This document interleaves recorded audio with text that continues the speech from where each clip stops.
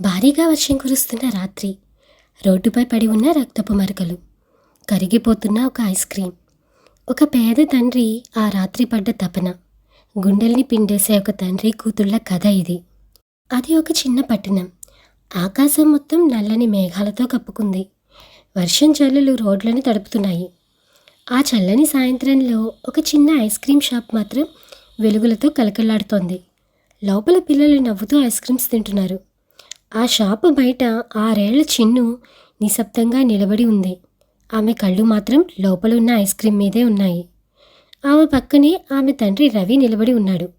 వర్షంలో తడిసిన షర్టు, అలసిపోయిన కళ్ళు, రోజంతా తిరిగిన డెలివరీ బ్యాగ్. అతని జీవితమే అతని ముఖంలో కనిపిస్తోంది. రవి మెల్లగా జేబులో చేయిపెట్టాడు. మడత పెట్టిన 10 రూపాయల నోటు మాత్రమే చేతికి తగిలింది. ఆ నోటు చూసిన క్షణం అతని కళ్ళల్లో బాధ. అంతలో చిన్ను అతని వైపు చూసి చిరునవ్వు నవ్వింది. నాన్న, నాకు ఐస్ క్రీం వద్దు. ఈ వర్షంలో ఐస్ క్రీం తింటే జలుబు చేస్తుంది అంది తన 6 ఏళ్ల కూతురు. ఆ మాట విన్న రవి గుండె ఒక్కసారిగా బరువెక్కింది. ఆమె చిన్నపిల్ల, కోరికలుండాలి, అల్లరి చేయాలి, ఏడవాలి. కానీ పరిస్థితులు ఆమెను చిన్న వయసులోనే పెద్ద మనిషిలా మార్చేశాయి. రవి ఒక ఫుడ్ డెలివరీ బాయ్. ఉదయం నుంచి రాత్రి వరకు బైక్ మీద తిరుగుతూ ఆర్డర్లు డెలివరీ చేస్తూ ఉంటాడు. ఎంత కష్టపడ్డా వచ్చే జీతం ఇంటి అద్దెకి, కరెంటు బిల్లుకి, చిన్ను స్కూల్ ఫీజులకు సరిపోవడమే గొప్పగా మారింది. కానీ అతని జీవితంలో ఒకే ఒక వెలుగు తన కూతురు చిన్ను.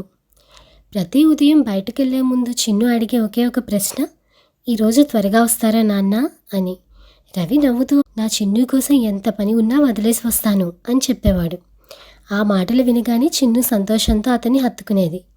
ఒకరోజు స్కూల్లో టీచర్ రేపటిలోగా స్కూల్ ట్రిప్ కోసం అందరూ 500 రూపాయలు తీసుకురావాలి అని చెప్పింది. క్లాస్ మొత్తం ఆనందంతో కేకలు వేసింది. కానీ చిన్ను మాత్రం మౌనంగా కూర్చుంది. ఆమెకి తెలుసు 500 అంటే వాళ్ళ ఇంట్లో ఒక వారం ఖర్చు అని. సాయంత్రం ఇంటికి వెళ్ళాక కూడా ఆమె ఆ విషయం తన తండ్రికి చెప్పలేదు. అప్పుడే పక్కింటి పిల్ల వచ్చి, చిన్ను, ట్రిప్కి వస్తున్నావు కదా అని అడిగింది. రవి ఆశ్చర్యంగా చిన్ను వైపు చూశాడు. ఏ ట్రిప్ చిన్ను అని అడిగాడు. నాకు వెళ్ళాలని లేదు నాన్న అని చెప్పింది తన కూతురు. ఆ రాత్రి అతను చాలాసేపు నిద్రపోలేదు. చిన్ను పడుకున్నాక ఆమెనే చూస్తూ కూర్చున్నాడు. నా చిన్నపిల్లకి చిన్న కోరిక కూడా తీర్చలేకపోతున్నాను అని అతని మనసు బాధపడింది. మరుసటి రోజు నుంచి రవి ఇంకా ఎక్కువగా పనిచేయడం మొదలుపెట్టాడు.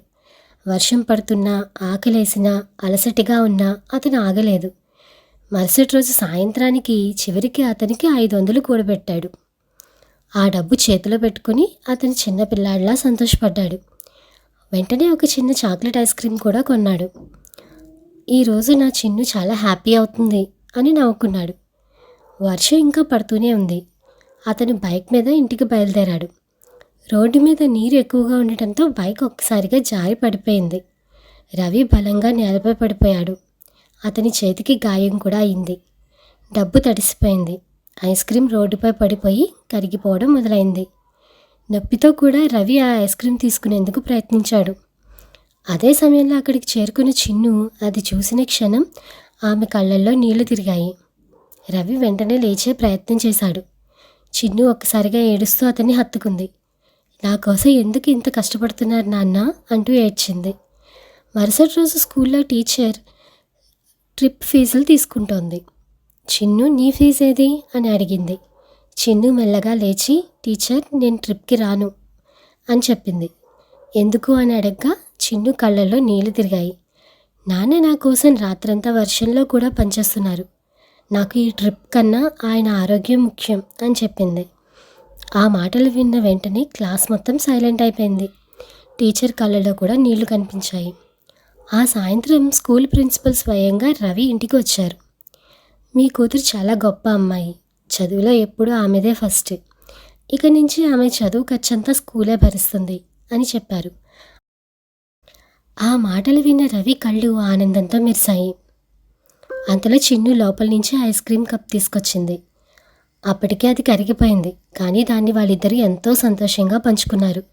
డబ్బుతో కొనగలిగే సంతోషాల కంటే ఒకరికొకరు తోడుగా ఉన్నామనే నమ్మకం ఇచ్చే ధైర్యం చాలా గొప్పది. కన్నవారి కష్టాన్ని, వారి ఆరోగ్యాన్ని దైవంగా భావించే పిల్లలు ఉన్న ప్రతి ఇల్లు ఒక దేవాలయమే. ఆ పిల్లలను కన్న ప్రతి తండ్రి ఒక మహారాజే. ఈ వీడియో నచ్చితే లైక్ చేయండి. అలాగే మరిన్ని ఇంట్రెస్టింగ్ స్టోరీస్ కోసం హ్యాపీ కిడ్ ఛానల్ని సబ్స్క్రైబ్ చేసుకోండి. Thank you for watching. Please do subscribe for more videos.